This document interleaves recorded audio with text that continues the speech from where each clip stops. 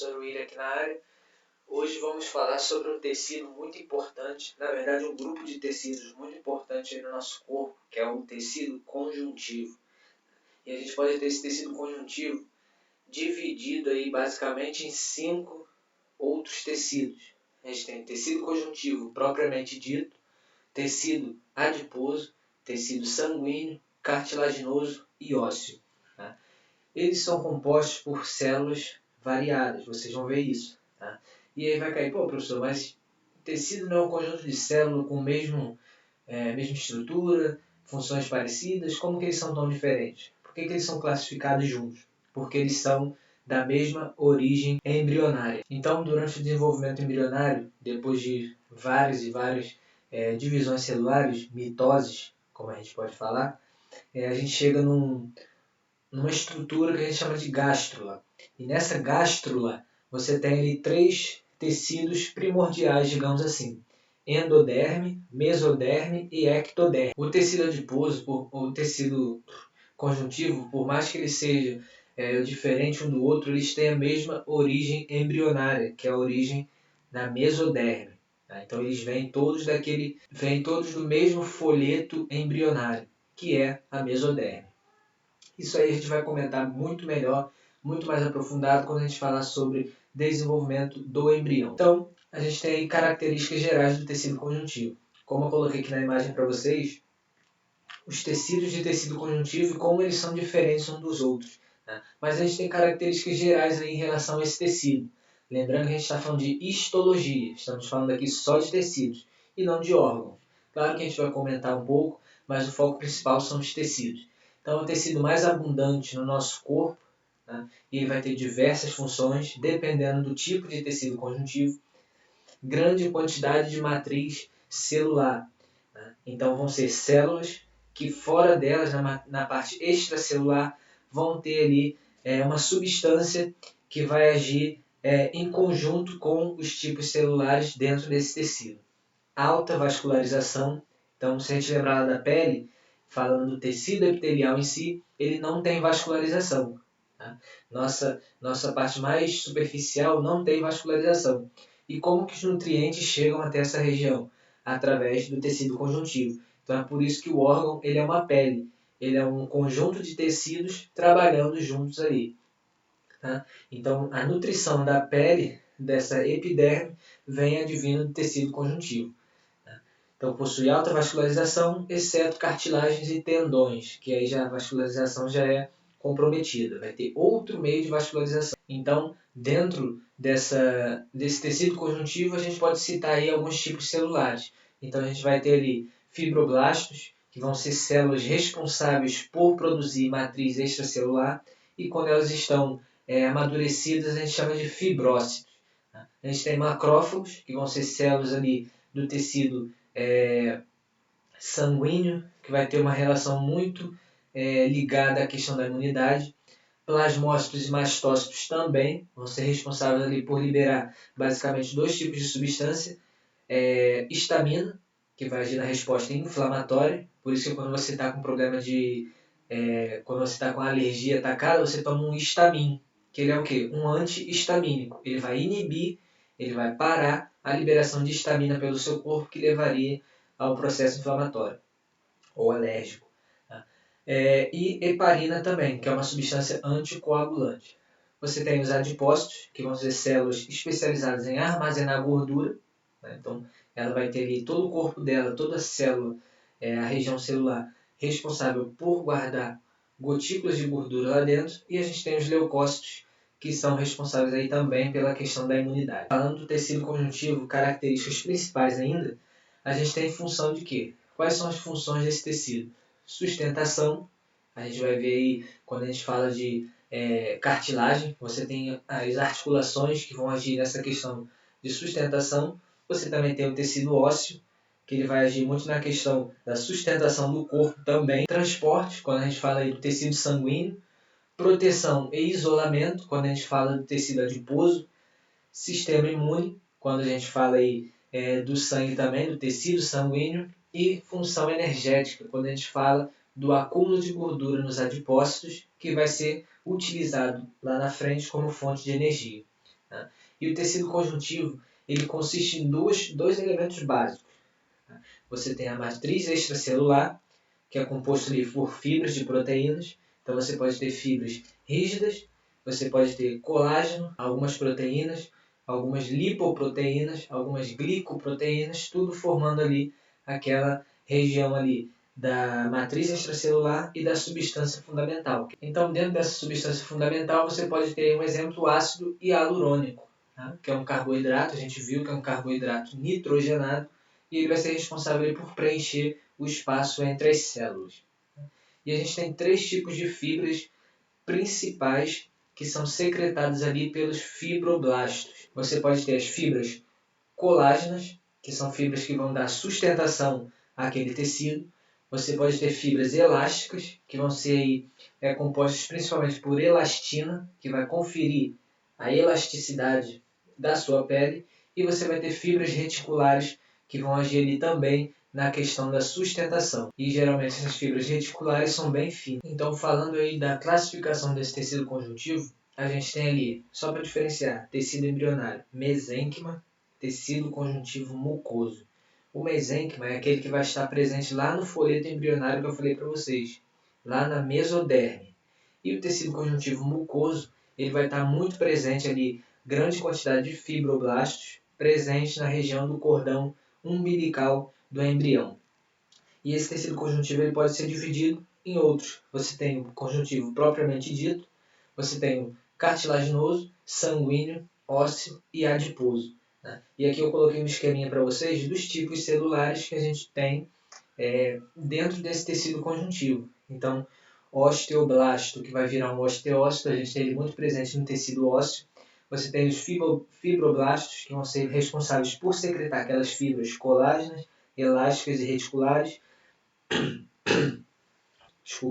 Célula adiposa, que ela vai ter um grande espaço dentro dela, aquele espaço branco lá todo, responsável por armazenar gordura. E você tem o condroblasto, que mais tarde pode vir a se tornar um condrócito e vai estar na região ali formando as cartilagens do nosso corpo. Então, o tecido conjuntivo propriamente dito, ele pode ser classificado em frouxo ou denso. Isso vai depender da quantidade de fibras que ele possui.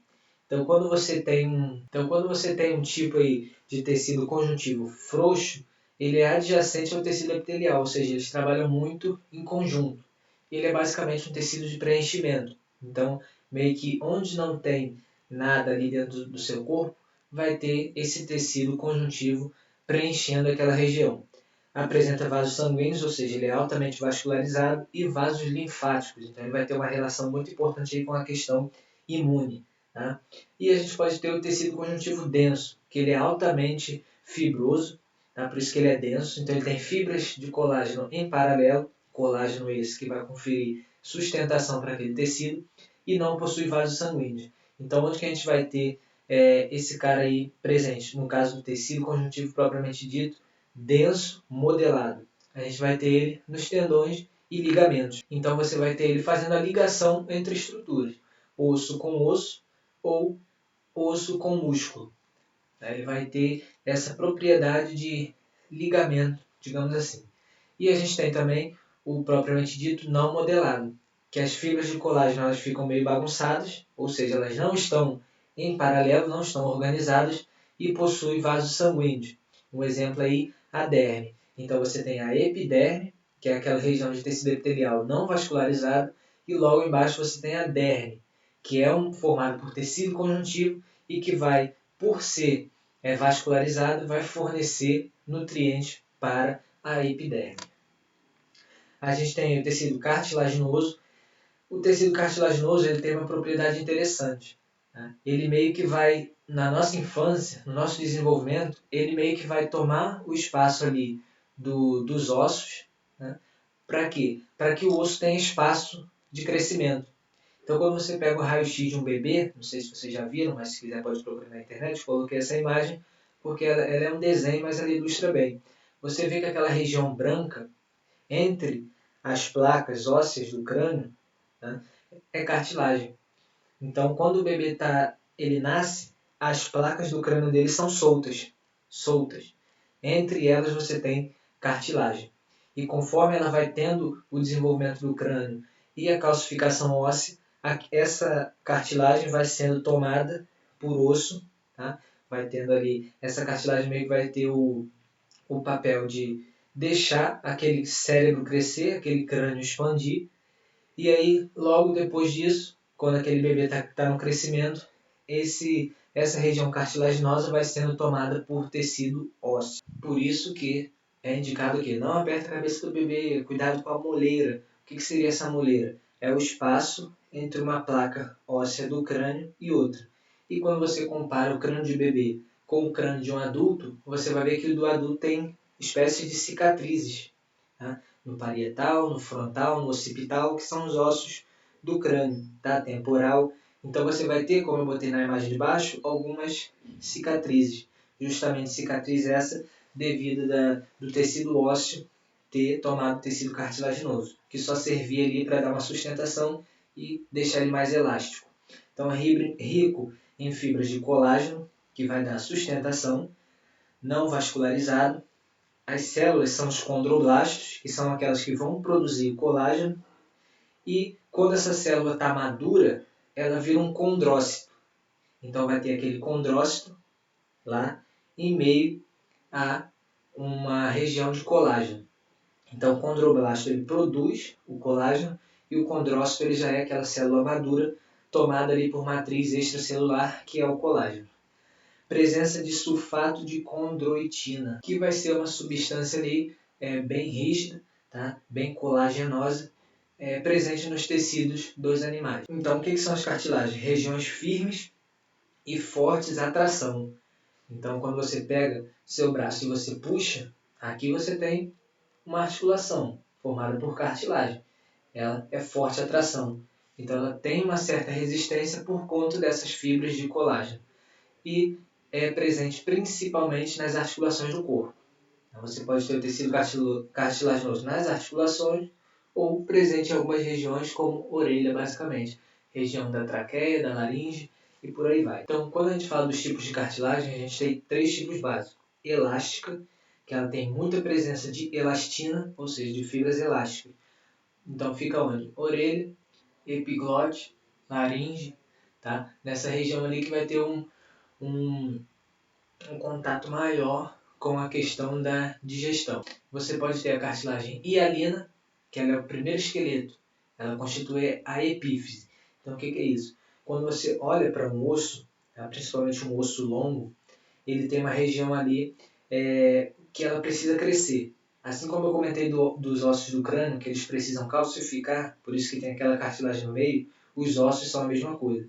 Eles têm a região de crescimento ósseo e tem uma região ali que vai ser de cartilagem que vai fazer com que esse osso possa crescer.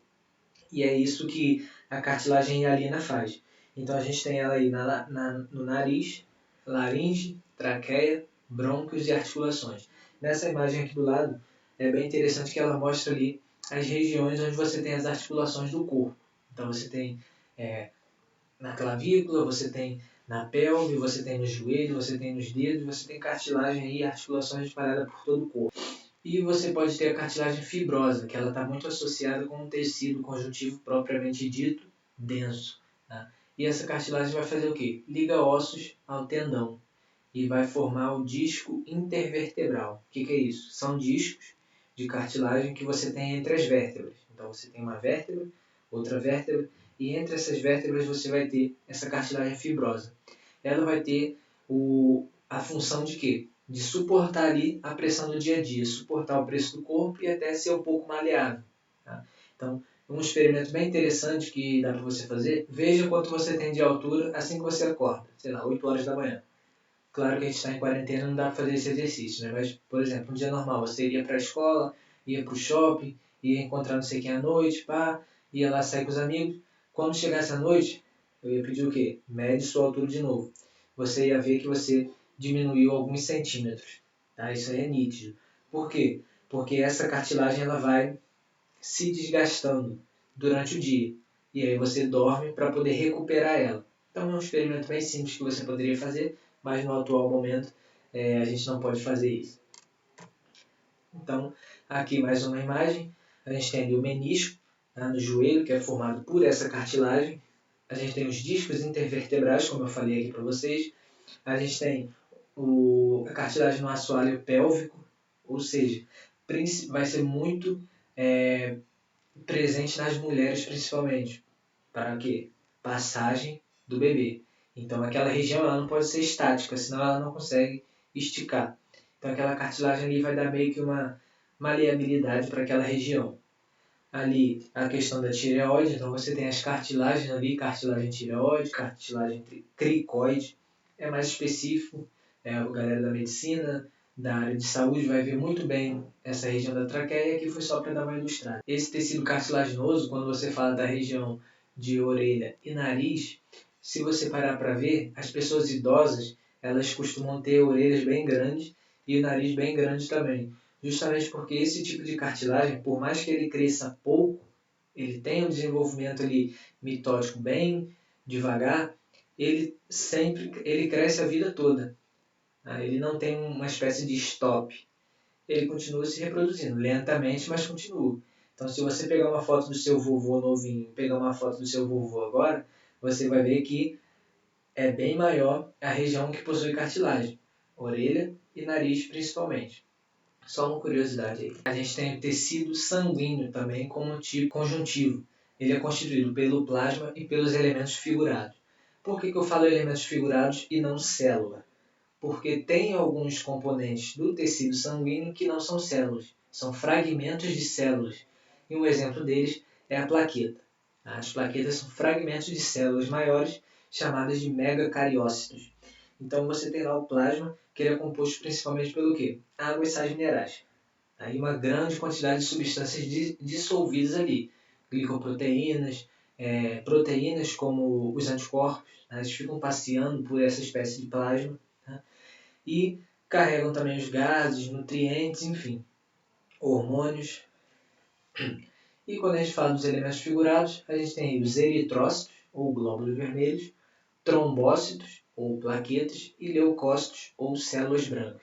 E esse tecido sanguíneo, ele é produzido dentro da medula óssea. Tá? Então você tem regiões dentro dos ossos que tem células ali que são células consideradas totipotentes, ou seja, elas têm uma característica de se diferenciar muito alta e dependendo do estímulo, ela vai dar origem ou a um eritrócito, ou uma plaqueta, ou um neutrófilo, ou um linfócito. Tá? Lembrando que vocês têm duas linhagens de célula principal, que é a mieloide, que vai dar, como está ali na imagem, origem à plaqueta, células vermelhas, e neutrófilos, que é uma linha de célula do anticorpo, e você vai ter a célula linfóide, que vai dar origem ao linfócito T e linfócito B. Então aqui eu trago para vocês uma imagem bem mais nítida desse desenvolvimento embrionário. Então você tem lá a medula óssea, né? E essa medula óssea ela possui células totipotentes ou células pluripotentes, que são aquelas que vão dar origem, vão ter uma capacidade de diferenciação muito elevada. Então, dependendo do estímulo, ela vai se diferenciar em mieloide ou linfóide. Indo para linfóide aqui rapidinho, você tem o linfócito B e o linfócito T, que vão ser células responsáveis pelo seu sistema imune. E essa célula ela vai migrar para a linfa, né, que é um outro tipo de tecido, e vai atuar na questão da imunidade. Essa linhagem linfóide ela é amadurecida no timo, que é um órgãozinho linfático, linfóide, que fica na região do osso externo. E você tem a diferenciação da linhagem mieloide. Essa vai amadurecer dentro da própria medula óssea. Então você pode ter essa linhagem mieloide dando origem a hemácias ou eritrócitos, que são os glóbulos vermelhos, responsáveis pelo transporte de oxigênio, plaquetas, que vão ser fragmentos de células maiores, chamados megacariócitos, que vão ter uma função ali muito presente na questão da cicatrização, da coagulação, e você vai ter a série branca, tá? Os glóbulos brancos, basófilo, neutrófilo, eosinófilo e monócito. Então, quando você fala do tecido ósseo, falando do tecido ósseo, tá? Não do órgão osso. Tá? O tecido ósseo, então, ele vai ser muito rígido e firme, tá? Pela presença de estruturas formadas por cálcio, que confere uma rigidez muito grande, mas ele também vai ter colágeno associado a ele, por isso que ele tem uma certa maleabilidade. Tá? Se você perceber, tem pessoas que, como contorcionistas, bailarinas, ginastas, eles conseguem fazer movimentos extremamente impensáveis para pessoas normais como a gente. Tá? Por que eles conseguem fazer isso? O osso deles é diferente? É porque esse colágeno que está presente nos ossos, ele consegue conferir uma certa maleabilidade para aquele osso. Então, como ele exercita aquilo, ele consegue ter o corpo treinado para aquele tipo de movimento. Tá? E aí você tem o osso formado por fibras colágenas, que é a parte orgânica, e cristais de hidroxipatita, que forma ali 70% do tecido ósseo e é a questão inorgânica. Esses cristais de hidroxipatita, eles vão estar muito associados ao cálcio. Então, é por isso que o cálcio é tão importante para a questão óssea, para a questão de manutenção óssea, para a formação desses cristais. Tá? E qual a função desses ossos? Desse tecido ósseo? Sustentação muscular e corporal. Então, ele vai ter essa função ali, quando ele sai de tecido e vira órgão, né, associado a outros tecidos, ele vai ter uma função de sustentação e questão muscular e corporal. Movimentação e proteção. Então, quando você tem aquele osso, aqui já falando de órgão, tá? Aquele osso, juntamente com a cartilagem, ou seja, com as articulações, você já tem uma movimentação muito presente ali, justamente pela atuação em conjunto desses dois. Depósitos de minerais, principalmente cálcio, fósforo, tá? Vão ser minerais muito importantes ali na questão óssea. Quando a gente fala de vitamina D, por que ela é tão importante na questão óssea? Justamente porque essa vitamina D ela facilita a absorção de cálcio no organismo, para você ter o quê? Formação de cristais de hidróxido patita e você confere ali um osso firme. Então, por isso que tomar sol é indicado para idosos e para crianças. Crianças porque estão tendo seu desenvolvimento ósseo. Então, ele precisa ter ali um depósito de cálcio muito grande para poder ele ter aquele osso saudável o resto da vida. E os idosos, como já estão mais comprometidos, eles precisam ter pelo menos uma manutenção óssea satisfatória. E essa manutenção óssea vai ser também conferida também por conta da vitamina D, tá? E outros fatores. E aí a gente tem a unidade básica do osso, tá? Compacto, que é um ósteo. E aí ele possui algumas estruturas, como lamelas, lacunas, canalículos, canal central. Isso daí vai ser referente à célula e a todo o material extracelular ali em volta dele. Tá? Pelo que vai ser preenchido, se vai ser por colágeno, se vai ser por esses cristais de hidroxipatita ou substância fundamental. Enfim, o tecido ósseo ele costuma ser um tecido bem seco. Tá? Quando a gente fala de tecido conjuntivo, a gente tem tecido líquido, como é o caso do tecido sanguíneo, tecido extremamente sólido, como é o caso do tecido ósseo, e tecido ali mais semissólido, no caso do tecido adiposo. Então aqui a gente tem as células do tecido ósseo, então você tem as células osteoprogenitoras. Qual a função dela? Ela vai atuar ali muito ativamente na questão do crescimento ósseo. Então na fase da infância, quando você precisa ter o crescimento dos ossos, o que você vai ter? Uma atuação muito elevada desse tipo de célula. Então ele vai produzir células ósseas. E aí você tem osteoblasto, que vai formar os osteócitos. Então esse osteoblasto, qual a função dele? Sintetizar a matriz extracelular. Então quando ela está amadurecida, ela vai se transformar num osteócito, que vai ser uma célula mais paradona, preenchida pela matriz extracelular. Então ela consegue se ligar a essa matriz. E esse osteoblasto está muito relacionado ali com a questão do crescimento ósseo também. Quando eu falei do cartilaginoso, que tem a região da epífise, que tem a cartilagem ali que confere o crescimento daquele osso, são os osteoblastos que vão fazer o depósito de minerais, o crescimento de cristais de hidroxipatita. Ele vai atuar nesse contexto do crescimento ósseo. Os osteócitos já vão ser esse osteoblasto maduro, né, que a função dele é segurar aquela matriz extracelular. Então tem na imagem aqui embaixo, o osteócito em azul ali, maduro, segurando os osteoblastos ali em volta dele, ou segurando a matriz extracelular.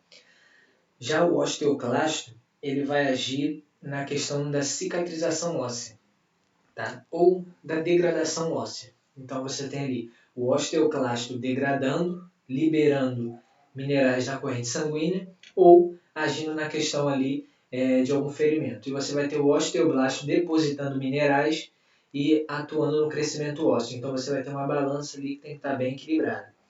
Um exemplo, quando você, sei lá, quebra um osso, bateu lá, quebrou, né? Ou quebrou a perna, enfim.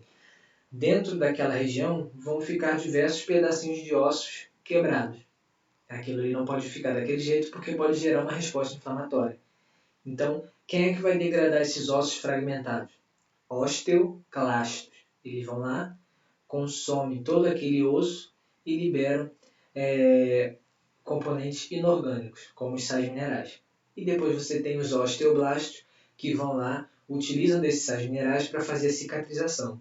Então, se você já quebrou um braço, já quebrou uma perna, se você pegar um raio-x antes e depois do seu ferimento, você vai ver que antes o osso estava quebrado e logo após, depois que você se recuperou, ele já estava colado, né? E você vai ver uma pequena cicatriz.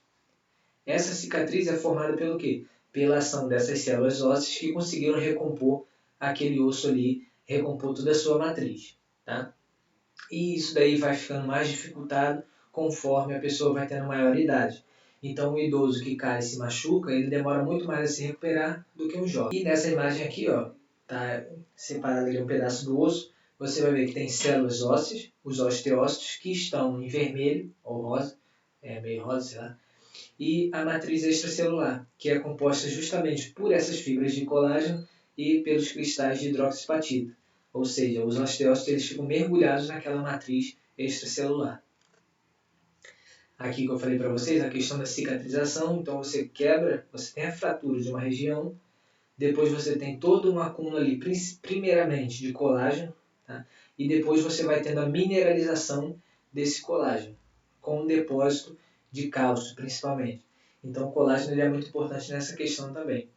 Assim como ele confere região para o crescimento ósseo no crânio ou na região dos ossos longos, na epífise, né? Ele também vai agir nesse contexto. Você vai ter o acúmulo de fibras cartilaginosas ali para poder segurar aquela região e depois você vai tendo ali todo o trabalho ósseo, os osteoclastos quebrando aquelas pontas de osso que ficaram lá naquela região e os osteoblastos colando aquele osso, fazendo ali a deposição de cálcio. E por último aí, tecido adiposo. Tá? O tecido adiposo ele é bem temido aí, né, pela questão do aumento da gordura, enfim. Mas hoje falando do tecido adiposo em si, a gente vê que ele é uma célula grande, né, que possui todas as suas organelas, como a gente conhece, mitocôndria, retículo endoplasmático, complexo de Golgi, mas ele vai ter aquela região do citoplasma própria para receber gordura. Então ele armazena lipídio. Que lipídio é esse? Triglicerídeos, que futuramente podem ser utilizados para geração de energia. Então ela é formada pelos adipócitos e é uma célula especializada em armazenar gordura. E aí a gente pode ter o tecido adiposo marrom e o tecido adiposo branco. O tecido adiposo marrom ele vai estar presente principalmente nas crianças, tá? No bebê, porque ele é um tipo de célula do tecido adiposo que ele possui muitas mitocôndrias mesmo, mas ele não vai ser responsável pela geração de energia, e sim pela geração de calor. Então ele vai agir na manutenção térmica do corpo. Quando você fala do tecido adiposo branco, ele vai ter outras funções, como depósito de gordura para vir a ser utilizado como energia, e aí proteção mecânica, isolamento térmico, vai atuar também na questão ali da síntese de alguns hormônios, tá? De base lipídica. Então, coloquei ali as funções desse tecido adiposo para vocês. Redução da perda de calor, ou seja, vai agir como isolante térmico, age como uma reserva energética, reservando triglicerídeos, sustenta e protege órgãos. E nos recém-nascidos, como eu falei para vocês, eles vão agir na manutenção da temperatura corporal, justamente pelas células do tecido adiposo marrom terem grande quantidade de mitocôndrias. E aqui coloquei para vocês o desenvolvimento embrionário ali desses adipócitos. Então você vai ter células se diferenciando, formando pré-adipócitos. Esse adipócito aqui, ele vai formar uma célula marrom, um adipócito marrom, e esse lado aqui, um adipócito branco. Marrom, grande quantidade de mitocôndrios, como eu coloquei ali na imagem para vocês, e o branco vai ter uma região citoplasmática responsável ali por abrigar gordura, tá? Mas de uma maneira só, de uma vez só, ele abriga muita coisa. Já no tecido marrom, nas células, já nos adipócitos marrom, ele vai depositar pequenas quantidades de gordura com uma atuação muito ativa ali daquelas mitocôndrias produzindo calor.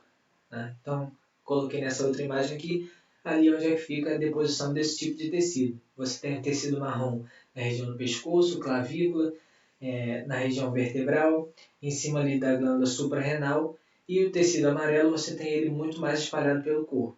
Nas mulheres é esse tecido amarelo que vai dar o contorno ali do corpo das mulheres, na região do quadril, na região do busto. Tá? Então nas mulheres ele tem uma certa deposição muito mais ativa, justamente pelo contexto lá da genética do XX, dos cromossomos sexuais do sexo feminino. Galera, muito obrigado pela atenção. Espero que tenham gostado da aula e metam bronca aí na nossa lista de exercícios. E qualquer dúvida, a gente está lá na nossa aula do Zoom para poder sanar elas. Valeu!